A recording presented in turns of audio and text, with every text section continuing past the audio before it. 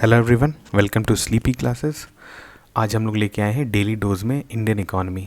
हमने पहला Indian economy का डेली डोज किया था, उसमें हमने कुछ क्वेश्चंस डिस्कस किया था और फिर उसके एक्सप्लेनेशन को भी डिस्कस किया था। होप करते हैं कि उससे आपका कुछ इन्फॉर्मेशन बेस बढ़ा होगा।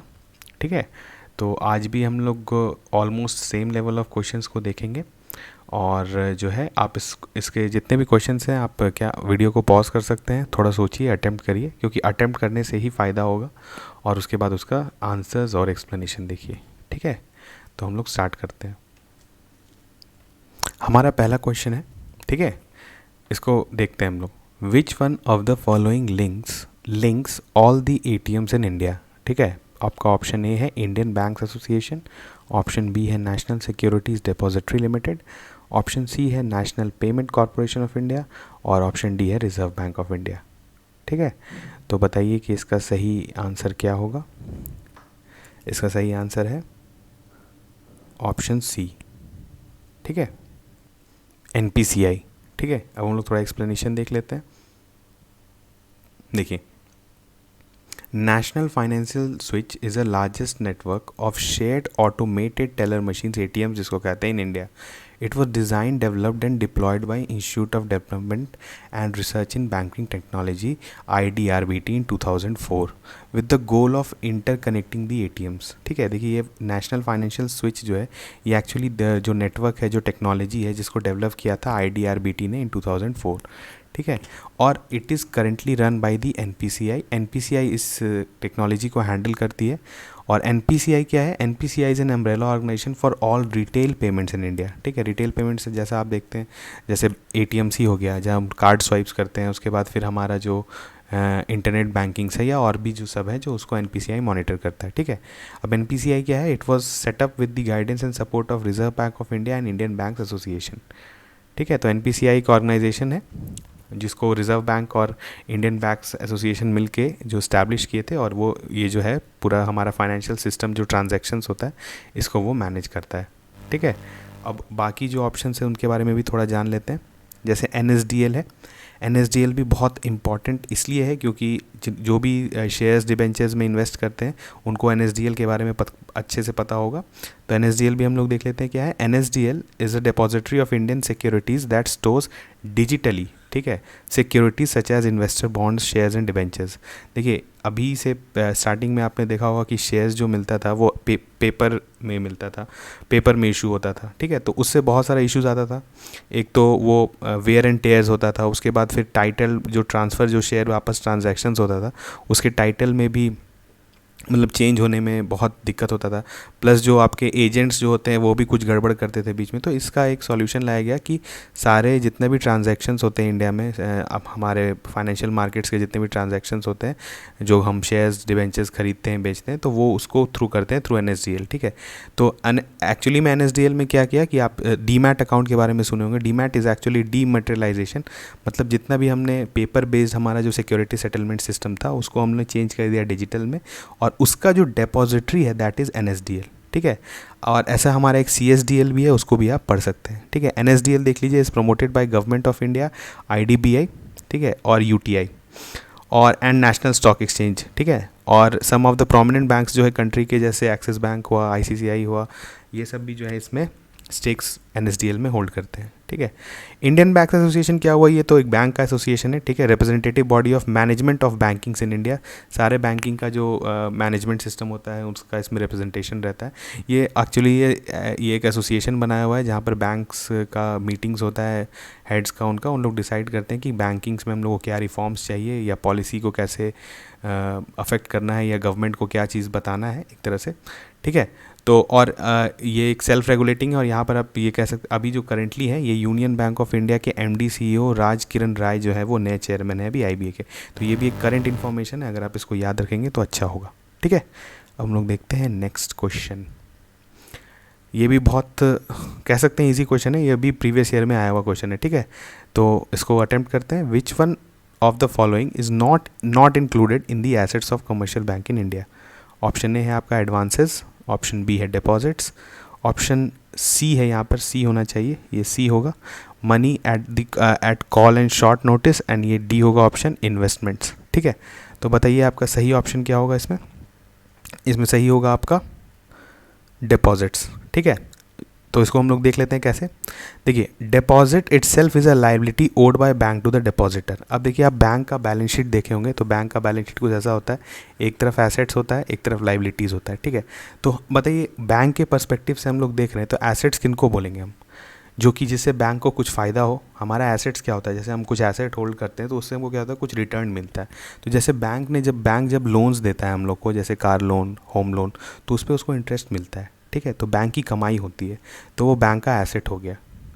वैसे ही लाइबिलिटीज़ क्या होती है, जैसे आप करेंट अकाउंट, सेविंग्स अकाउंट में पैसा रखते हैं, तो पैसा वो जो आप डालते हैं तो उससे बैंक बिजनेस करती है, वो आगे लोन में देती है या फिर कोई भी और कुछ भी बाई करती है, बॉन्ड शेयर्स में इन्वेस्ट करती है, लेकिन उस पैसे का इंटरेस्ट जो है वो बैंक को पे करना पड़ता है आपको। ठीक है, तो एक तरह से आप कह सकते हैं दैट इज़ अ लाइबिलिटी, और क्योंकि बैंक के लिए वो कैपिटल हो गया, वो एक तरह से कैपिटल ले रहा है आपसे और वो कहीं कहीं इन्वेस्ट कर रहा है और अपना बिजनेस कर रहा है, लेकिन वो ले तो आपसे रहा है, तो वो एक तरह से उसका लाइबिलिटी हो गया। ठीक है, तो आप जो डिपॉजिट कर रहे हैं that is a liability for the bank. ठीक है, तो यहाँ पर जो है आप बहुत बेसिक सा कंसेप्ट था इसको, और जो है आप इसको इसने यहाँ पे और भी देख सकते हैं कि अगर आपको थोड़ा सा डिटेल में पढ़ना है तो ये भी देख सकते हैं कि और बैंक के एसेट्स क्या क्या होते हैं और लाइबिलिटीज़ क्या क्या होते हैं। ठीक है, हम लोग देखते हैं नेक्स्ट क्वेश्चन। नेक्स्ट है आपका, which one of the following statements appropriately describes the fiscal stimulus. ठीक है, ऑप्शन ए है आपका, it is a massive investment by the government in manufacturing sector to ensure the supply of goods to meet the demand surge caused by rapid economic growth. काफ़ी बड़ा statement था। फिर आप option B है, it is an intense affirmative action of the government to boost economic activity in the country. ठीक है, option C है आपका, it is government's intensive action on financial institutions to ensure disbursement of loans to agriculture and allied sectors to promote greater food production and contain food inflation. ठीक है, ये भी और भी बड़ा स्टेटमेंट था। ऑप्शन डी है आपका, it is an extreme affirmative action by the government to pursue its policy of financial inclusion. तो इसका सही आंसर है, बताइए कौन सा इसका सही है? Option B, it is an intense affirmative action of the government to boost economic activity in the country.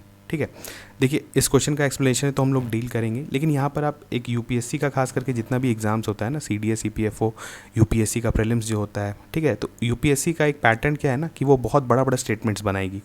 ठीक है, तो इस तरह का स्टेटमेंट जब यूपीएससी, आप क्वेश्चन सेटर के दिमाग के हिसाब से सोचिए कि जब भी आप एक क्वेश्चन ऐसा सेट कर रहे हैं जो कि आप बहुत बड़ा स्टेटमेंट लिख रहे हैं, लेकिन वो आप स्टेटमेंट में आप देखिए कि कुछ मतलब निकल के आ नहीं रहा है।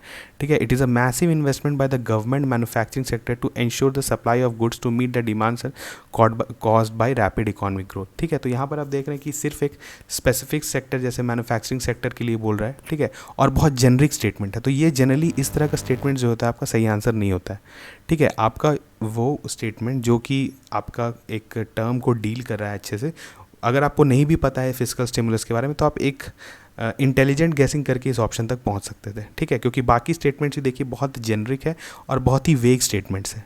ठीक है, तो यहाँ पर देखिए दूसरा स्टेटमेंट क्या था, it is intense affirmative action of the government to boost economic activity in the country. ठीक है, अब इसका एक्सप्लेनेशन देखते हैं तो और क्लैरिटी आएगा।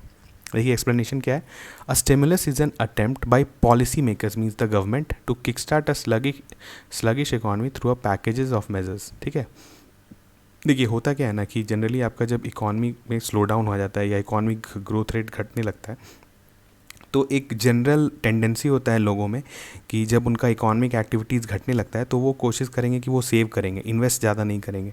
जैसे फॉर एग्जांपल अगर मेरे हाथ में पैसा घटने लगा तो हम सेव करेंगे, ना कि हम महंगी गाड़ी खरीद लेंगे या कुछ मोटरसाइकिल खरीद लेंगे या घर खरीद लेंगे। ठीक है, तो उससे क्या होता है कि वो फर्दर डिमांड घटने लगता है इकॉनमी में, और ये एक चेन इवेंट होता है, इसको बोल सकते हैं आप, एक चेन इवेंट स्टार्ट हो जाता है जिसकी वजह से फर्दर इकॉनमी जो है वो स्लो डाउन में जाने लगती है। तो यहाँ पर क्या होता है कि गवर्नमेंट को इंटरवीन करना पड़ता है, और गवर्नमेंट इंटरवीन कैसे करती है? In the form of fiscal stimulus. अब फिस्कल स्टिमुलस जो है बहुत ही ब्रॉड टर्म है। देखिए फिस्कल स्टिमुलस हुआ कि गवर्नमेंट का कोई भी ऐसा एक्टिविटी जिसके वजह से कॉमन सिटीजन्स के हाथ में पैसा बढ़े। ठीक है, तो अब जैसे उसमें क्या क्या हो सकता है बताइए। सबसे पहले तो ये हो सकता है कि जैसे सोचिए कि अगर गवर्नमेंट जो है टैक्सेशन कम कर दे, टैक्स आपका कम कर दे, इनकम टैक्स, तो जैसे उसका इनकम टैक्स जैसे घटा है तो आपके हाथ में ज़्यादा पैसा रहेगा, तो जब ज़्यादा पैसा रहेगा तो आप ज़्यादा खर्चा करेंगे। ठीक है, तो वो भी एक तरह का फिस्कल स्टिमुलस है। दूसरा क्या है बताइए, दूसरा ये है कि जैसे अगर सोचिए कि वो किसी मतलब या तो इंटरेस्ट रेट्स बैंक का कम कर दे, या बैंक को रीफाइनेंस करने लगे, ठीक है, लोन्स जो रीफाइनेंसिंग होती है, तो लोन जो बैंक्स भी होंगे वो कम इंटरेस्ट रेट पर आपको लोन्स लेंड करेंगे, होम लोन्स, कार लोन्स, तो आप क्या है कि लोन्स भी लेने लगेंगे और आप इन्वेस्टमेंट करने लगेंगे, ठीक है। तो इस तरह से क्या होगा कि वो एक मल्टीप्लायर इफेक्ट क्रिएट करेगा, ठीक है, और वो से इकोनॉमिक बूस्ट होगा। और इससे देख proponents of fiscal stimulus based, देखिए यहाँ पे Keynesian theory of macro economics में भी ये कहा गया है कि Keynes argued that even a small direct interventions by the government to prop up demand can have a disproportionately high impact on economic growth, ठीक है। तो अब हम लोग बढ़ते हैं आगे।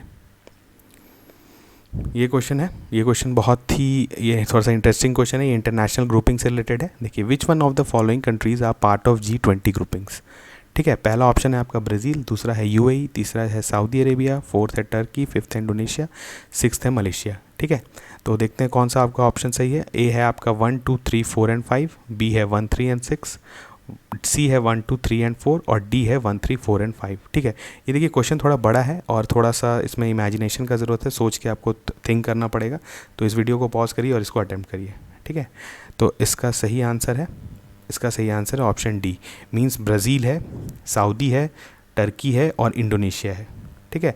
UAE नहीं है और मलेशिया नहीं है, ठीक है। अब यहाँ पर हम लोग देख लेते हैं G20 क्या है। G20 is an international forum of governments for the governments and central bank governance from 19 countries and EU, ठीक है। तो G20 में 19 कंट्रीज़ है और एक EU है, ठीक है। 20th मेंबर जो है दैट इज़ EU, 19 कंट्रीज़ और EU आप जानते हैं कि इकोनॉमिक यूनियन है, वो मल्टीपल यूरोपियन कंट्रीज़ उसका पार्ट है और उसके जो हेड होते हैं वो यहाँ पर आते हैं। तो देखिए स्टार्टिंग में क्या हुआ था कि सेंट्रल बैंक गवर्नर्स जो होते थे इन सब कंट्री के, वो यहाँ पर आते थे। तो उस समय स्टार्टिंग में जो इसका मैंडेट था इस ग्रुपिंग का, या जो इसका ऑब्जेक्टिव था, वो बहुत लिमिटेड था। लेटर ऑन इसको एक्सपैंड किया गया, फाइनेंशियल स्टेबिलिटी, ठीक है, और स्ट्रैटेजिक इश्यूज़ हुआ, या ग्लोबल इश्यूज़ जितना होता है जैसे क्लाइमेट चेंज और भी बहुत सारा जो टेररिज्म, तो इस तरह का भी जो चीज़ होने लगा वहाँ पर डिस्कस होने लगा। तो लेटर ऑन यहाँ पर हेड ऑफ स्टेट्स भी जाने लगे, जैसे आप देखेंगे हमारे PM जो है वो जाते हैं G20 समिट अटेंड करने के लिए, ठीक है। तो यहाँ पर है, यहाँ पर ग्रुपिंग्स होते हैं, कह सकते हैं बहुत बड़े इकोनॉमिक कंट्रीज़ हैं, ये सब आते हैं, डिस्कस करते हैं कॉमन इश्यूज़ पे। अब यहाँ पर देख लेते हैं, इंपॉर्टेंट है कि कौन कौन सा कंट्रीज़ हैं यहाँ पर। देखिए इस तरह का क्वेश्चंस में क्या होता है ना, जब भी आपको ग्रुपिंग्स आए तो आप ध्यान रखिए, आप थोड़ा सा मैप को दिमाग में रख के याद करिए, ठीक है। यहाँ पर देखिए G20 में क्या है ना कि हर कॉन्टिनेंट से कंट्रीज़ हैं, ठीक है। तो हर कॉन्टिनेंट से कैसे कंट्रीज़ हैं यहाँ पर, देखिए जैसे हुआ, ये हुआ नॉर्थ अमेरिका, ये साउथ अमेरिका, ये यूरोप हुआ आपका, ये यहाँ पर एशिया, ये अफ्रीका हो गया, ये आपका एशिया हो गया, ठीक है, और ये साउथ ईस्ट एशिया हो गया। तो हर जो मतलब कॉन्टिनेंट्स हैं वहाँ पर कंट्रीज़ हैं। यहाँ पे आपका ऑस्ट्रेलिया हो गया, ठीक है। तो जैसे देखिए साउथ अमेरिका से देखिए Argentina is a south American country, फिर ब्राज़ील भी जो है वो साउथ अमेरिकन है, और फिर कनाडा जो हुआ वो आपके नॉर्थ अमेरिका में हो गया, चाइना, फ्रांस। फिर यूरोप में आपका देखिए कौन कौन सा है, इटली है, फ्रांस है, UK है, जर्मनी है, ठीक है। तो इस तरह से आप याद करेंगे। जैसे इधर देखिए, अब यहाँ पे ये क्वेश्चन में इसलिए आपको ध्यान रखना था कि देखिए साउथ ईस्ट एशिया में सिर्फ और सिर्फ आपका इंडोनेशिया है, मलेशिया नहीं है, ठीक है। तो इस तरह से आप याद रखिए, जैसे मलेशिया बहुत बड़ा इकॉनमी है, बहुत अच्छा खासा डेवलप्ड कंट्री है, पर फिर भी वो G20 का पार्ट नहीं है। तो सिर्फ साउथ ईस्ट एशिया से एक इंडोनेशिया है, फिर इंडिया है इधर, फिर कोरिया है, और बाकी कंट्रीज़ को आप देख सकते हैं, ठीक है। तो एक बार अगर आप इनको देख लेंगे, दिमाग में बैठा लेंगे, तो फिर आप भूलेंगे नहीं, ठीक है। अब हम लोग देखते हैं इसका next question. Place of effective management often seen is news is related to, first है आपका इंटरनेशनल बैंकिंग, दूसरा है इन्फ्लेशन, तीसरा है टैक्सेशन, और फोर्थ है आपका करेंसी एक्सचेंज, ठीक है। तो पोएम मीन्स उसका शॉर्ट फॉर्म है often seen is news related to. तो बताइए इसका सही ऑप्शन क्या होगा। सही ऑप्शन है टैक्सेशन, ठीक है।